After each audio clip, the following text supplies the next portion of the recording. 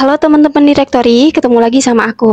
Kali ini aku mau ngajak teman-teman semua buat mengenali apa itu sistem peradilan pidana anak. Langsung aja yuk kita bahas. Sistem peradilan pidana anak adalah keseluruhan proses penyelesaian perkara anak yang berhadapan dengan hukum, mulai dari tahap penyidikan sampai dengan tahap pembimbingan setelah menjalani proses pidana yang berdasarkan perlindungan, keadilan, non-diskriminasi, kepentingan terbaik bagi anak, penghargaan terhadap anak, kelangsungan hidup dan tumbuh kembang anak, proporsional, perampasan kemerdekaan, dan pemidanaan sebagai upaya terakhir dan menghindari balasan. Nah, ini diatur dalam pasal 1 angka 1 dan pasal 2 Undang-Undang Negara Republik Indonesia nomor 11 tahun 2012 tentang sistem peradilan pidana anak. Dalam sistem peradilan pidana anak, bahwa terhadap anak adalah anak yang berkonflik dengan hukum, anak yang menjadi korban, dan anak yang menjadi saksi dalam tindak pidana. Apa sih pengertiannya? Ada anak yang berkonflik dengan hukum adalah anak yang telah berumur 12 tahun tetapi belum berumur 18 tahun yang diduga melakukan tindakan pidana. Kemudian ada anak yang menjadi korban. Anak yang menjadi korban adalah anak yang belum berumur 18 tahun yang mengalami penderitaan fisik, mental, dan atau kerugian ekonomi yang disebabkan tindak pidana. Ada anak yang menjadi saksi. Anak yang menjadi saksi adalah anak yang belum berumur 18 tahun yang dapat memberi keterangan guna kepentingan proses hukum, mulai tingkat penyidikan, penuntutan, dan sidang pengadilan tentang suatu perkara pidana yang didengar, dilihat, dan atau dialami. Selanjutnya, untuk anak yang belum berumur 12 tahun melakukan atau diduga melakukan tindak pidana, maka penyidik dan pembimbing kemasyarakatan mengambil keputusan untuk menyerahkan kepada orang tua atau wali atau mengikutsertakan dalam program pendidikan pembinaan pada instansi pemerintah atau lembaga penyelenggaraan kesejahteraan sosial yang menangani bidang kesejahteraan sosial. Ini diatur dalam pasal 21 Undang-Undang Nomor 11 Tahun 2012 tentang sistem peradilan pidana anak. Jungto pasal 67 Peraturan Pemerintah Republik Indonesia Nomor 65 Tahun 2015 tentang pelaksanaan diversi dan penanganan anak yang belum berumur 12 tahun. Nah, ada juga pihak-pihak yang terlibat dalam proses peradilan pidana anak, yakni penyidik, penuntut umum, hakim, pembimbing kemasyarakatan, dan pekerja sosial. Nah, penyidik adalah penyidik anak. Kemudian penuntut umum adalah penuntut umum anak. Hakim juga adalah hakim anak. Pembimbing kemasyarakatan adalah pejabat fungsional penegak hukum yang melaksanakan penelitian kemasyarakatan, pembimbingan, pengawasan, pendampingan terhadap anak di dalam dan di luar proses peradilan. Yang terakhir ada pekerja sosial. Pekerja sosial itu adalah seseorang yang bekerja baik pada lembaga pemerintah maupun swasta yang memiliki kompetensi dan profesi pekerja sosial serta kepedulian dalam pekerjaan sosial yang diperoleh melalui pendidikan dan atau pengalaman praktik pekerja sosial untuk melakukan masalah sosial. Adapun proses penyidikan dan penuntutan terhadap perkara anak.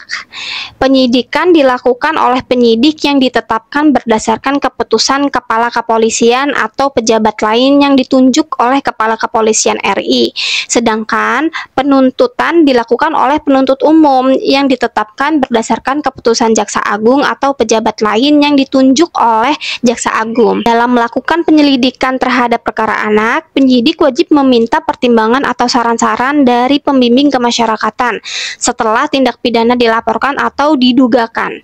Kemudian, Balai Penelitian Kemasyarakatan wajib menyerahkan hasil penelitian kemasyarakatan paling lama 3 hari sejak permintaan penyidik. Dalam melakukan pemeriksaan terhadap anak korban, penyidik wajib meminta laporan sosial dari pekerja sosial atau tenaga kesejahteraan sosial setelah tindak pidana dilaporkan. Selanjutnya, terhadap anak yang diajukan sebagai anak yang berkonflik hukum atau ABH pada tingkat penyidikan, penuntutan, dan pemeriksaan perkara anak di pengadilan wajib diupayakan diversi. Diversi sendiri adalah pengalihan penyelesaian perkara anak dari proses peradilan pidana di luar proses peradilan pidana. Nah, dalam proses tersebut harus dengan syarat-syaratnya. Yang pertama, diancam pidana penjara di bawah 7 tahun. Yang kedua, bukan pengulangan tindak pidana. Nah, selanjutnya, apa sih tujuan diversi itu? Nah, diversi itu bertujuan yang pertama mencapai perdamaian antara korban dan anak. Yang kedua, menyelesaikan perkara anak di luar proses peradilan. Yang ketiga, menghindarkan anak dari perampasan kemerdekaan. Yang keempat, mendorong masyarakat untuk berpartisipasi. Yang kelima, menanamkan rasa tanggung jawab pada anak.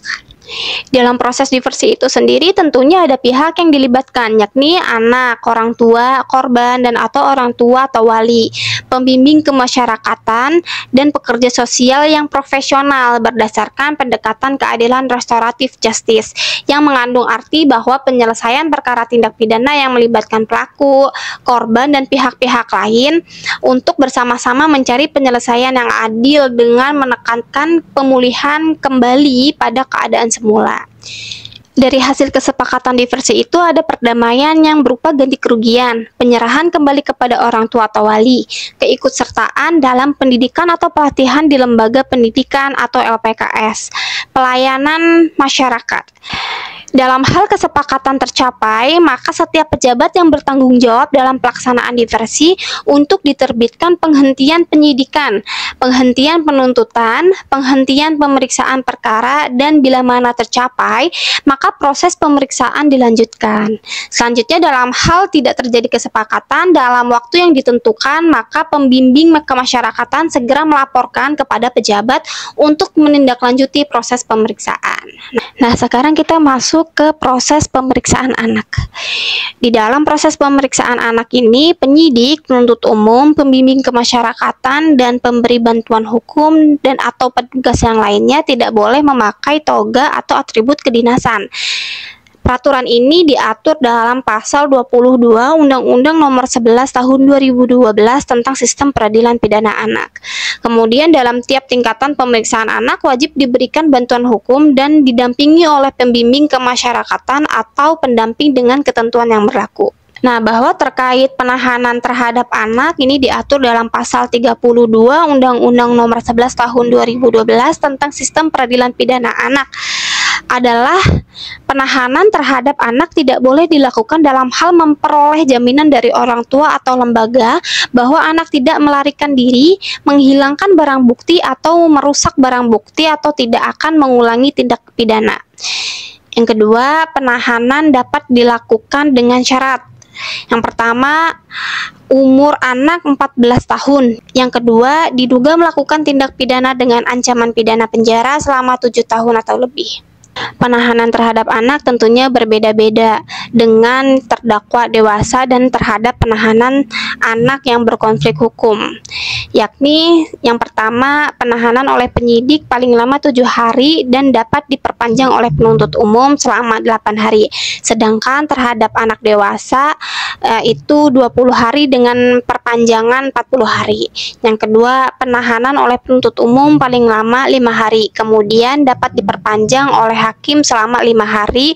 Sedangkan untuk anak dewasa 20 hari dan diperpanjang selama 30 hari. Yang ketiga, penahanan hakim selama 10 hari kemudian diperpanjang selama 15 hari oleh ketua pengadilan negeri. Sedangkan untuk anak dewasa adalah 30 hari dan dapat diperpanjang selama 60 hari. Nah, sekarang kita masuk ke proses pemeriksaan pada sidang pengadilan. Pemeriksaan di sidang pengadilan terhadap anak dalam tingkat pertama dilakukan dengan hakim tunggal. Namun, ketua pengadilan dalam pemeriksaan perkara anak dengan hakim majelis dalam hal tindak pidana yang diancam pidana penjara 7 tahun atau lebih sulit pembuktiannya, hakim dalam memeriksa perkara anak dalam sidang anak dinyatakan tertutup untuk umum kecuali pembacaan putusan. Kemudian dalam proses persidangan pasal 55 Undang-Undang Nomor 11 Tahun 2012 tentang Sistem Peradilan Pidana Anak, hakim wajib memerintahkan orang tua atau wali atau pendamping atau pemberi bantuan hukum lainnya. Nah, jika orang tua, wali atau pendamping hukum tidak hadir, maka sidang dilanjutkan dengan didampingi advokat atau pemberi bantuan hukum lainnya dan atau pembimbing kemasyarakatan. Anak yang sudah berusia 14 tahun ke atas tersebut dapat saja dijatuhi pidana dengan macam-macam pidana sebagaimana dalam pasal 71 Undang-Undang RI Nomor 11 Tahun 2012 tentang Sistem peradilan pidana anak, yakni sebagai yang pertama ada pidana pokok yang terdiri dari pidana peringatan, pidana bersyarat, pelatihan kerja, pembinaan dalam lembaga, dan penjara. Yang kedua, pidana tambahan berupa perampasan keuntungan yang diperoleh dari tindak pidana dan pemenuhan kewajiban adat. Nah, itu tadi sedikit dari sistem peradilan pidana anak. Buat teman-teman yang punya pertanyaan bisa tulis di kolom komentar. Nanti kita akan bahas di video selanjutnya. Dadah!